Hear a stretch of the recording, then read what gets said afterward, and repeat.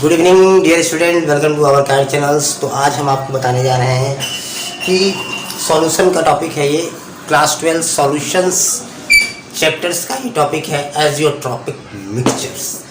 और ये जान लीजिए कि ये एजियोट्रॉपिक मिक्सचर बहुत इम्पॉर्टेंट है। एजियोट्रॉपिक मिक्सचर क्या है आपके लिए, बहुत ही इम्पॉर्टेंट ये आपका टॉपिक चलने वाला है। एजियोट्रॉपिक मिक्सचर सुन लीजिए, एजियोट्रॉपिक मिक्सचर। तो सबसे पहले हम लोग जानेंगे कि एजियोट्रॉपिक मिक्सचर के साथ हमारा क्या कंडीशन हो सकता है।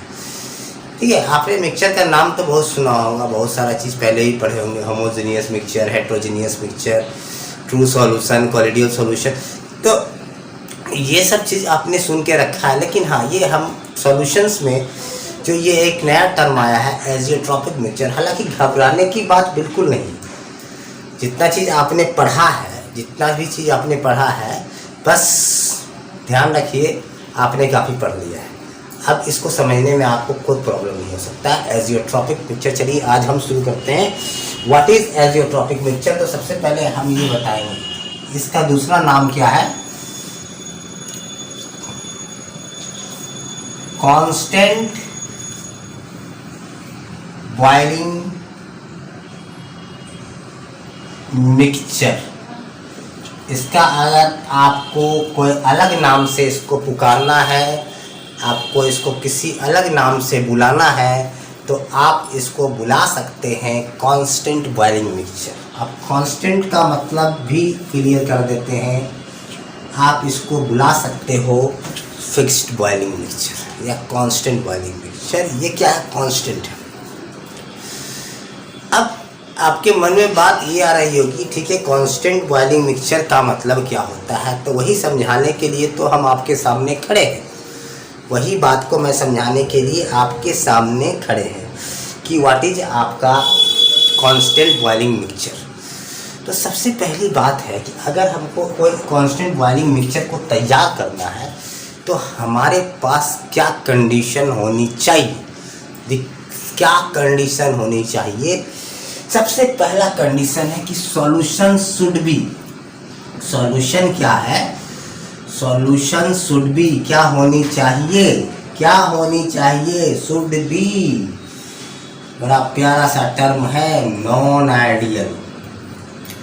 आप नॉन आइडियल से भली भांति परिचित है। वैसे सॉल्यूशन जो कि रॉल्स लॉ को फॉलो नहीं करते हैं, उसको क्या बोलते हैं? Non ideal solution. जो कि इस इक्वेशन को फॉलो नहीं करता है, PA इक्वल टू आप लिख सकते हो PA नॉट एक्स से, इसको नहीं फॉलो करने वाला सॉल्यूशन को क्या बोलते हैं? Non ideal solutions. तो एजियोट्रॉपिक मिक्सचर या फिर कांस्टेंट बॉइलिंग मिक्सचर वही बनाएगा जो कि कंडीशन ये है कि solution should be non ideal. दूसरा कि आपका क्या होना चाहिए?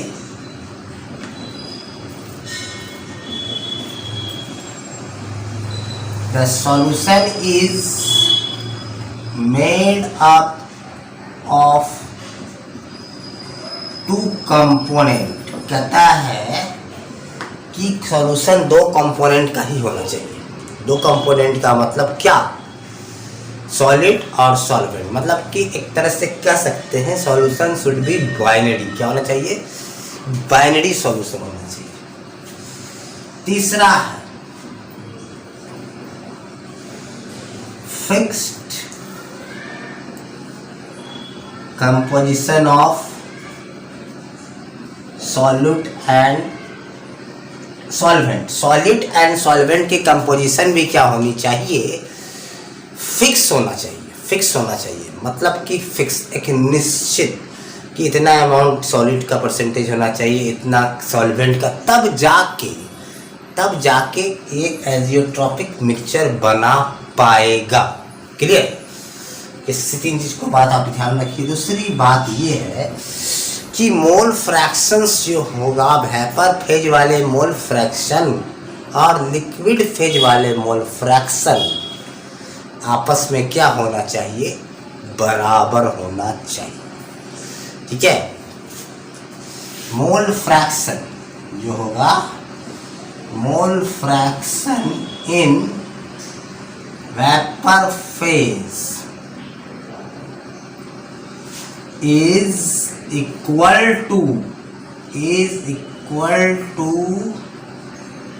मोल फ्रैक्शन इन क्या, लिक्विड फेज। समझ में आ रहे हैं बच्चों लोग? क्लियर? ये होनी चाहिए। देखिए बहुत सारी कंडीशन, आपका ऑब्जेक्टिव जो क्वेश्चंस बन सकता है, अभी तो नया टॉपिक लाया है ऑब्जेक्टिव क्वेश्चन, ये है वो है। उसके बाद क्या छोड़िए, हमको ओवरऑल टॉपिक का आइडिया होना चाहिए। क्वेश्चंस कुछ भी पूछे, that is not the matter, that is not the matter what they are asking from the candidate, that is not the matter. ये है कि प्रॉब्लम ये है हमारे साथ कि हम लोग को पूरी अच्छी तरह से क्या होना है, तैयार होना है कि whatever they are asking that is not the matter. सबसे पहली बात है, आप कहता है, आप ध्यान दीजिएगा बात को, एक कहता है कि इतना बात आपको ध्यान में रखनी है कि एजियोट्रॉपिक मिक्सचर का ये कुछ कंडीशन से ध्यान में रखना है, जो आपको हो सकता है क्वेश्चन बनाने में ये मदद करे। अब मैं कहता हूँ कि अब एजियोट्रॉपिक मिक्सचर को मैं डिफाइन करने जा रहा हूँ। एजियोट्रॉपिक मिक्सचर को हम जो डिफाइन करने जा रहे हैं, सबसे पहले क्या लिखेंगे, it is binary and constant boiling mixture. क्या है? It is binary and constant boiling mixture having fixed amount of solvent and solute, या फिर solute and solvent, having same composition in liquid as well as in vapor phase। बड़ा अच्छा सा प्यारा सा definition तैयार हुआ। तो कहता है कि और ये टॉपिक किसको बोलेंगे कि इट इज बाइनरी होना चाहिए। बाइनरी के साथ साथ क्या होना चाहिए, constant boiling. It is binary constant boiling having fixed composition of solute and solvent. देखिए कितना प्यारा सा डिफिनेशन तैयार हुआ है। क्या डिफिनेशन तैयार हुआ? It is binary constant boiling, it is binary होना चाहिए, कांस्टेंट बॉइलिंग होना चाहिए, having fixed composition of solute and solvent. Solute and solvent का क्या होना चाहिए? फिक्स्ड कंपोजिशन होना चाहिए। Is it clear? तो अब मैं आपको, आप बोलिएगा सर इसके एग्जाम्पल से थोड़ा सा मिला दीजिए, बड़ा मन कर रहा है मिलने का। तो बिल्कुल मिलिए, बेशक मिलिए, ठीक है, मिलना जरूरी है आपको इस। तो मैं इसके एग्जाम्पल से मिलाना चाह रहा हूँ। अब इसलिए एग्जाम्पल को मिलाने से पहले मैं एक बात बोलना चाहूँगा, आप इसको स्क्रीनशॉट कवर कर लीजिए, काफ़ी इम्पोर्टेंट है। चलिए मैं यहाँ से अब थोड़ा सा अब कहता है एग्जाम्पल मिलने से पहले आपको एक चीज़ से मिलना जरूरी है, बड़ी ज़रूरी है कि इसका एजियोट्रॉपिक मिक्सचर का दो प्रकार होता है। क्या होता है बच्चों लोग? अब देखिए कि क्या होता है, ज़रा मज़ा देखिए इसका। एक कहता है कि minimum boiling azeotrope and maximum boiling azeotrope. यही तो मज़ा है इस टॉपिक का। क्या मज़ा है कि इसको कहा एक को मिनिमम बॉइलिंग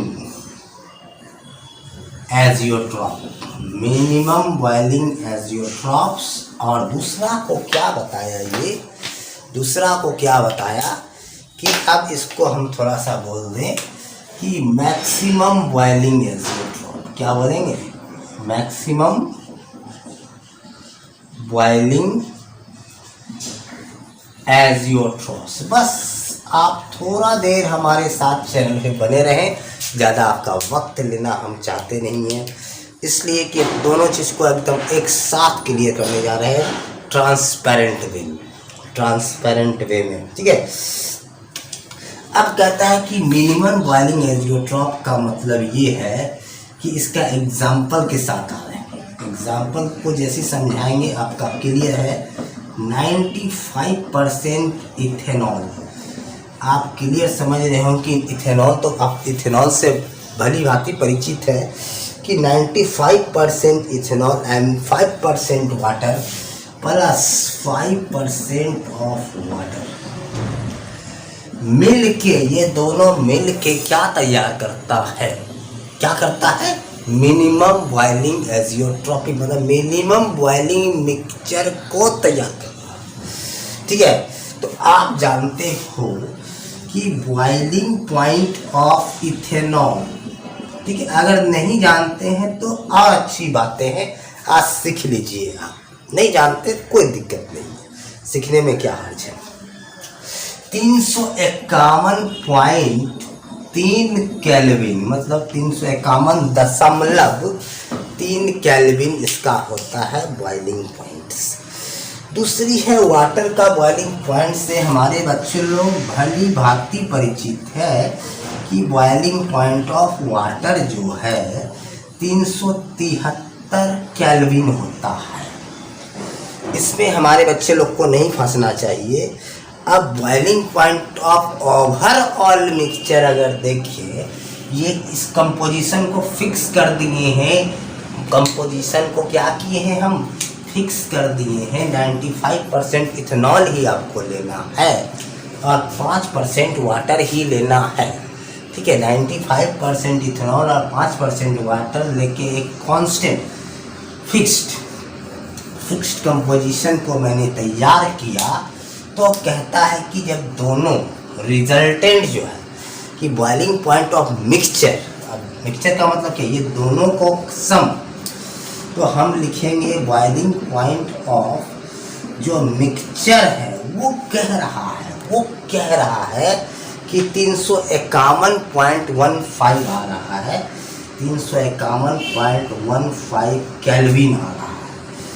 क्या आ रहा है, 351.15 केल्विन आ रहा है। तो अब देखिए, अब मेन दिमाग लगाने वाला अब बात आया है कि यहाँ पे हम कह रहे थे कि ये ध्यान दीजिएगा, ये अपने आप में 351 था, ठीक है, ये है 373, क्या है, ये 351.3 पे ध्यान दीजिएगा, 0.3 पे, ऐसा नहीं कि 0.3 को छोड़िएगा तो सारा कहानी खेल खत्म। 351.3 है, ये 373 है। अलग अलग अगर देखें तो इथेनॉल का 351.3 है, उसके बाद अगर हम देखें वाटर का तो 373 केल्विन है। लेकिन दोनों को जब जोड़ के एक साथ तैयार हुआ तो ओवरऑल रिजल्टेंट मिक्सचर का जो बॉइलिंग पॉइंट आ रहा था 351.15, मतलब इससे भी कम और इससे भी कम, वाटर से भी कम और अल्कोहल से भी कम। मतलब कि क्या हुआ, दोनों से कम आ रहा है। तो कम आ रहा है तो इसके मतलब है कितने डिग्री पे दोनों बॉयल हो रहा था इन केल्विन, 351, मतलब इससे भी कम और इससे भी कम। कम का मतलब क्या, कम का मतलब मिनिमम, इसलिए हम लोग क्या बोलते हैं इसको, minimum boiling azeotropes, minimum boiling azeotropes. अब कहानी आप आती है मैक्सिमम। देखिए आप समझ चुके होंगे, अब आप ये समझ चुके होंगे हमारे बच्चे लोग कि अब सर क्या एग्जाम्पल देंगे। एक क्लियर हो गया होगा कि अब सर क्या बोलने वाले हैं, बोलेंगे कि एक का दोनों का ज़्यादा है तो मैक्सिमम बॉइलिंग एजियोट्रॉप हो गया। कोई बात नहीं, अच्छी बात है, आप अच्छे समझ रहे हैं, इसलिए कि हमारे बच्चे लोग थोड़े तेज भी हैं, कोई दिक्कत नहीं। तो यहाँ पे ध्यान देंगे कि अब मैं एक एग्जांपल लेता हूँ। 60%, यहाँ पे ध्यान दीजिएगा, 63% HNO3, 63% HNO3 एंड प्लस 30, क्या आप देखिएगा 63 और बच क्या, मान लीजिए 32%, या फिर यहाँ पे 63 मत लिखिए, अच्छा नहीं लगता है। 32% वाटर, क्या हुआ कि हम एक फिक्स्ड कंपोजिशन ले लिए, इसमें कि नाइट्रिक एसिड 68% होना चाहिए और वाटर कितना होना चाहिए, 32% होना चाहिए। Is it clear? तो क्या हुआ कि बॉइलिंग पॉइंट ऑफ जो नाइट्रिक एसिड है, आप ध्यान दीजिएगा, boiling point of nitric acid है, बॉइलिंग पॉइंट ऑफ HNO3 है, वो कहता है हम हैं क्या, 188 केल्विन है। अब बॉइलिंग पॉइंट ऑफ वाटर तो सारे बच्चे परिचित है कि बॉइलिंग पॉइंट ऑफ वाटर क्या होता है, 373 केल्विन है। अब कहता है हमारा बॉइलिंग पॉइंट ऑफ मिक्सचर, ये दोनों मिला के क्या आ रहा था, बॉइलिंग पॉइंट ऑफ मिक्सचर क्या आ रहा था, बॉइलिंग पॉइंट ऑफ मिक्सचर आ रहा था 393 केल्विन। क्या आ रहा था, 393 केल्विन। तो ये कितना लॉजिकल बात है, मज़ा आने वाला है। ये अपने आप में 188 था, ये अपने आप में 373 था, लेकिन जब आपस में मिला दिए दोनों का तो कितना हो गया, 393, दोनों से ज़्यादा हो गया, दोनों। तो दोनों से क्या हुआ, आपका ज़्यादा हो गया। तो अगर हम ये बात को देखें कि ये दोनों से ज़्यादा निकल के आ रहा है, तो आप उसको क्या बोलाइएगा,